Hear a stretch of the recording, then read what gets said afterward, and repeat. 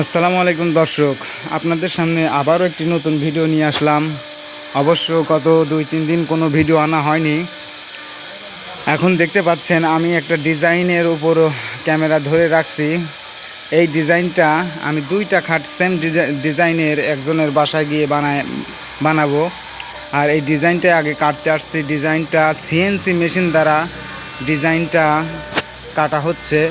তবে এই সিএনসি মেশিনই শেষ না, আবারও বাটাল দিয়ে এগুলো পরিষ্কার করতে হবে, এগুলোর ভাঁজ ভুজ কেটে একেবারে কমপ্লিট করতে হবে। সিএনসি মেশিন দ্বারা কাটার পরেও আবার অনেক টাকার কাজ থাকে হাতে।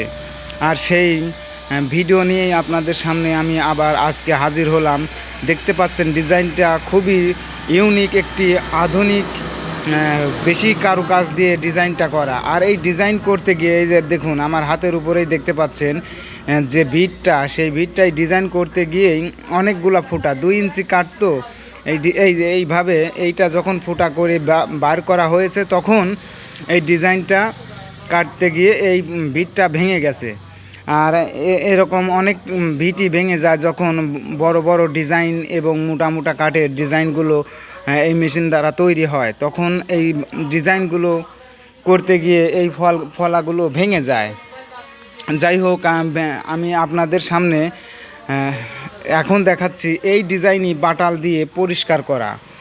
দেখতে পাচ্ছেন বাটাল দিয়ে এখানে কাজ চলতেছে। একটা মিস্ত্রি অনেকগুলা বাটাল সামনে নিয়ে বসে আছে, কাজ করছে।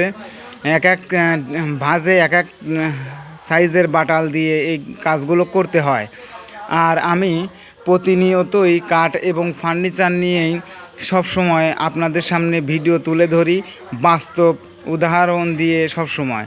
তারপরেও মানুষ মাত্র ভুল। আমি এই ভিডিওতে যে হিসাবটা আপনাদের মাঝে মধ্যে দিয়ে থাকি, হয়তো 200-400 টাকা এদিক সেদিক হতে পারে, কারণ এক এক সময় এই ডিজাইন মিস্ত্রির কিছু টাকা বেশি করে বকশিশ দেওয়ার কারণে দেখা যায় যে একটু হিসাবের বাইরে চলে যায়। কারণ এই মিস্ত্রির যদি একটু এদের একটা রেট থাকে, এই রেট থেকেও কিছু টাকা বেশি দিলে কাজটা আরও ভালো করে নেওয়া সম্ভব হয়। এর জন্য আমি যে হিসাবটা দেই, হিসাবটা একটু এদিক সেদিক হতে পারে। তবে মনে করবেন না যে আমি আপনাদের থেকে হিসাব দিয়ে আমি সেই হিসাব থেকে টাকা আমি অতিরিক্ত ইনকাম করব, এরকম ধরনের হিসাব দেই না।